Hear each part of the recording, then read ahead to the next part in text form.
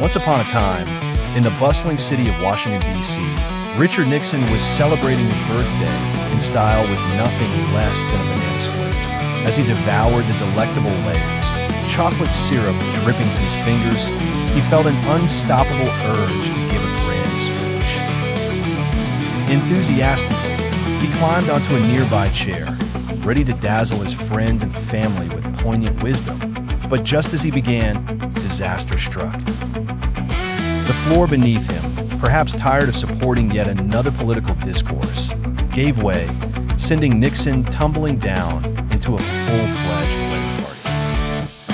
The bride screamed and farted, the groom fainted, and Nixon rolled through the dance floor, apologizing profusely before escaping back up the stairs. Undeterred by his basement fiasco, Nixon decided the perfect scandal remedy was a trip to the bowling alley.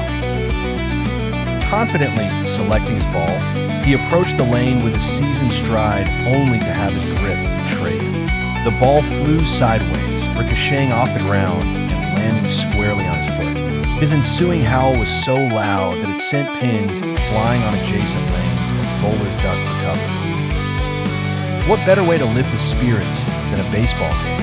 Thinking this would be a stress-free endeavor, Nixon nestled into his seat, ready for relaxation. But as fate would have it, a fan nearby began heckling Nixon's favorite team. Unable to resist defending his team's honor, Nixon leapt into a frenzied debate that quickly escalated into popcorn flame, soda spilling fisticuffs. The stadium may have lost a few snacks that day, but Nixon proudly stood with his team. Next on his unexpected adventure was a visit to the zoo to see the newly arrived saber-toothed tiger. His plan, to casually admire the beast's majestic claws. Instead, he somehow ended up wrestling the striped saber-tooth, grabbing the attention of the horrified zookeepers who quickly intervened. Despite Nixon emerging victorious, the zoo staff advised that he refrain from any future prances into animal exhibits. Come nightfall, Nixon thought a quiet sushi dinner would be harmless. But alas, upon realizing the sushi was raw, Nixon loudly expressed his culinary displeasure. The bewildered Japanese staff received his unsolicited review, providing the entire restaurant with his culinary review. The next morning was no less eventful, as Nixon found himself yelling at Gerald Ford during a breakfast spat about loyalty or some such nonsense.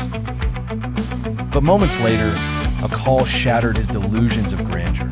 A financial advisor reading aloud the total damage of his adventures. Listening to the tally of chaos, Nixon finally conceded to the havoc of his own making. He pulled up a tissue, shed a single tear, and resolved never to mix birthday revelry with public excursions again.